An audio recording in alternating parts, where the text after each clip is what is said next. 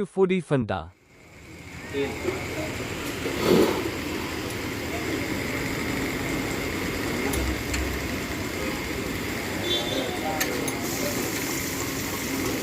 ડુંગળી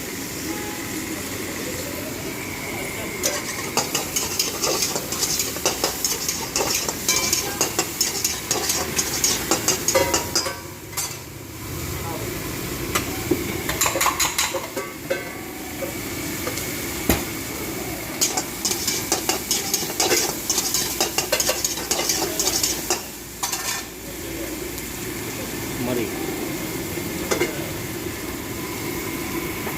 મીઠું સ્પાઇસી બનાવો છો મીડિયમ બનાવો છો?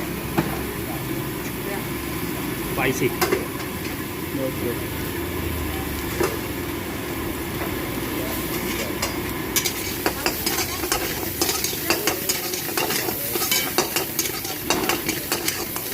ડુંગળી શેકાઈ જાય એટલે થોડી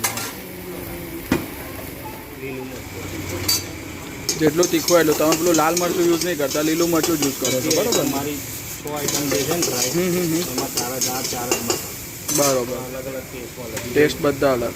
આમલેટ રહી આ બોઈલો બર્ગર રહી પાઉમાં બને અહીં ડ્રાય આઈટમ રહી રાજા રાની કોઈ હવે ઓર્ડર આવે તો બનાવાય તો પછી એનો આખો વિડીયો થાય. શું કેવું? હું ખાતો નહીં, પ્રોબ્લેમ તો અહીં છે ને યાર. નહીં તો ખાતો હોત તો બનાવી દત, વાંધો જ નહોતો. ફરી શ્રાવણ પડતે પછી હું એમને મેં નહીં ખાતો, એમને મેં નહીં ખાતો. આ તો ઓર્ડર આવ્યા એ બહુ મહત્વની વસ્તુ છે. હા, એ 100% 2 કલાકથી બેઠા શ્રાવણ મહિનામાં લોકો ઓછું ખાય એટલે થઈ ગયું બને છે. શું થયું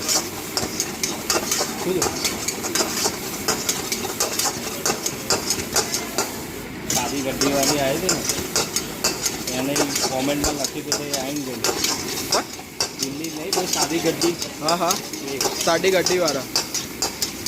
એમાં આ બાબત આ પૂરતી બાબત જ વધારે પડતું સાયલેન્ટને ભૂલી ના, આખી બનાવવાની રીત અલગ છે ને એટલે.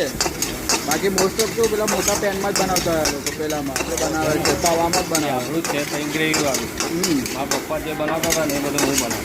બરાબર. એમાં 2-3 આઈટમ ખાલી અમારી ઉમેરી છે મારી નવી એડ કરી. સ્કાયલેબમાં આપવાની હું લખી છે ને 1965થી હા હા, પપ્પાની બધી મને સ્કાયલેબવાળાથી જ ઓળખે મળે સ્ટાઇલર વાળા.